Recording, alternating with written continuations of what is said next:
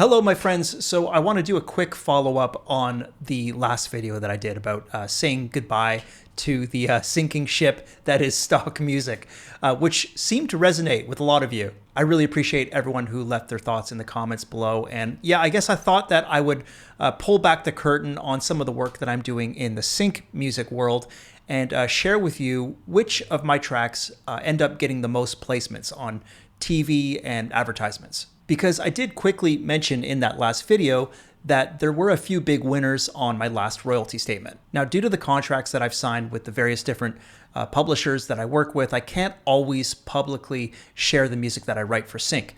But there is a couple of tracks that I can share with you, which have done quite well across my last few royalty statements. And believe it or not, incidentally, I've heard one of these tracks placed behind advertisements multiple times while just like scrolling through Instagram.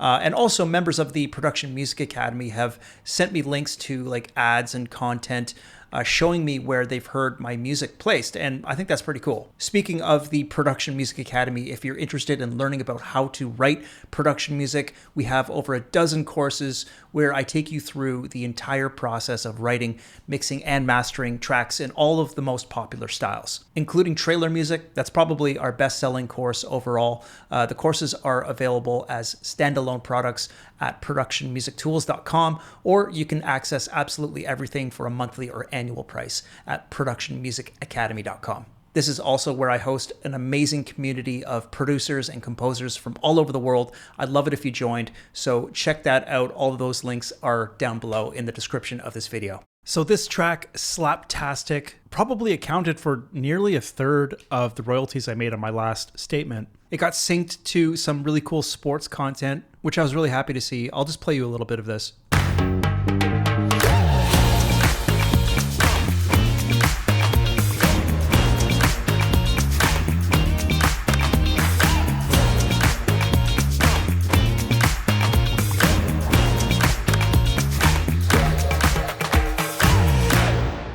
And as you can see, this is a Logic session, of course. This is something I did like over a year ago, I think. So this is before I switched to Cubase. But you know, this track is kind of funny because it looks like there's a lot in this session, but most of it is actually just layering percussive stuff. The instrumentation alone is like pretty lightweight. So for instance, this bass I recorded myself. I'm doubling it with this bass synth. I recorded these electric guitars. Nothing fancy here. It's just, going through a bit of a guitar rig.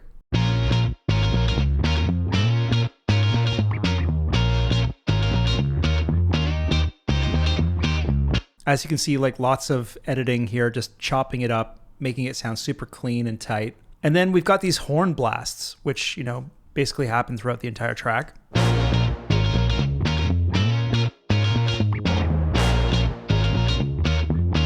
And pretty much that's it in terms of like the tonal stuff in the track. Everything else is just layers upon layers of percussive stuff. So we've got like the main beat.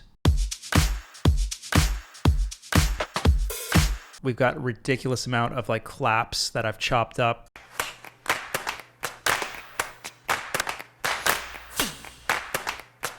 We've got some orchestral stuff like these taiko hits, for example, and these stomps.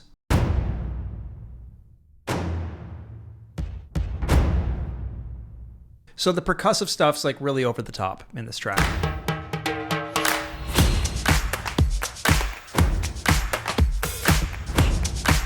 The track also has this really useful like breakdown section where I'm kind of switching gears with the bass using like a synth here, which sounds like this.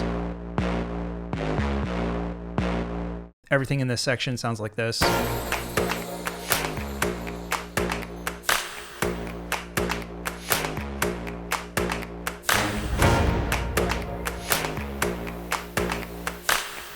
Building it up. In tracks like these breakdown sections are super important. It's often like what gets used or like looped while dialogue is happening. And overall, my production tracks are always just like a push and pull of energy. We're like building things up, breaking it down, building it up. A few of the tracks that have done quite well in terms of performance royalties are from this album that I wrote for Artlist called Mojave Sojourn. Now, Artlist classifies some of these as corporate, which is really interesting because it's not exactly what I thought of them when I was writing them. I thought of it more as like indie folk. For me, if I turn back the clock, like my definition of corporate music was something along these lines. This is a track I wrote for Motion Array in 2021. And a lot of you that have been writing production music for, a while will recognize this kind of vibe.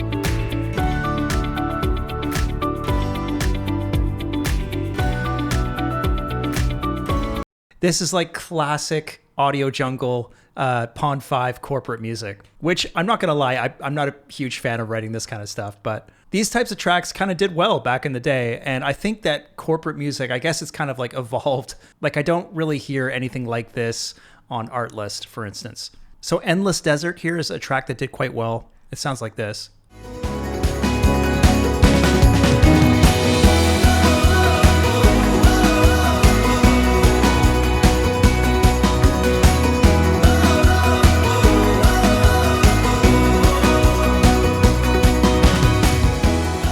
So that's yours truly on the vocals. Hopefully it doesn't sound too auto-tuned. But yeah, I mean, if this is what corporate music is now, and corporate music has always kind of been hard to define, but I certainly enjoy writing this kind of stuff like a whole lot more than what I showed you on Motion Array, because I get to put my guitar chops to work, which is always fun. And I actually went digging for this session and I couldn't find it. It's probably on one of the many hard drives I have in storage. But essentially, these tracks tend to involve a lot of drum programming, and they can get pretty big. This is a track called Dare to Fly, which is very similar to the track I just showed you called Endless Desert. Same idea, same style. This is also something I wrote for Artlist. And what I'll do for these is like I'll combine real and VST guitars. For instance, like I have these real acoustic layers. And then I'll use something like a strummed acoustic from Native Instruments to kind of like thicken it out a bit.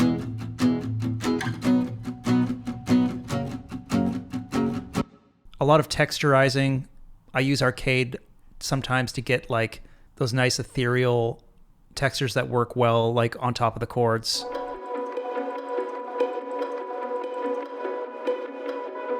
Just some nice pedal tones that incorporate some movement. And yeah, like lots of percussive layers, drum programming. Looks like I just used the Logic bass, which is something I don't often do, but sounds pretty good, I guess.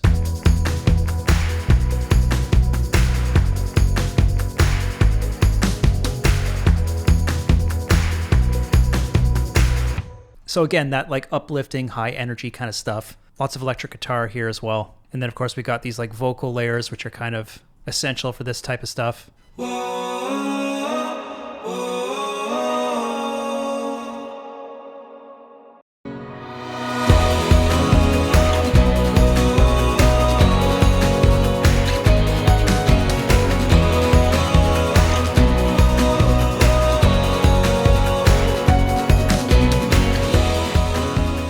So yeah, I don't know, this kind of stuff tends to do well. So people sometimes ask me what I think the most licensable style or genre is, and honestly, there's no simple answer to that. I think it's less about like a specific genre and more about the overall vibe.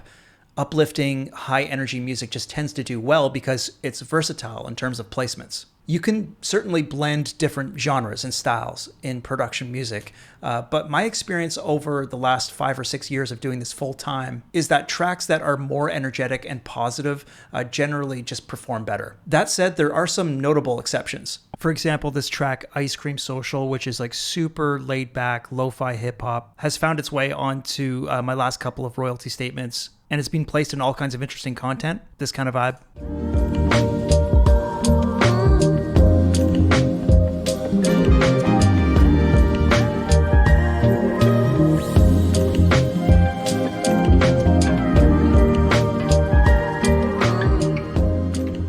And, you know, I love writing tracks like this. I'm not always feeling like doing the high energy, like funky stuff. Sometimes I'm much more in the mood to just like write chill music. And then there's like the trailer music tracks, which are intense and energetic, but in a kind of different way. They have a much different emotional tone to them, like this track, The Warrior's Blade.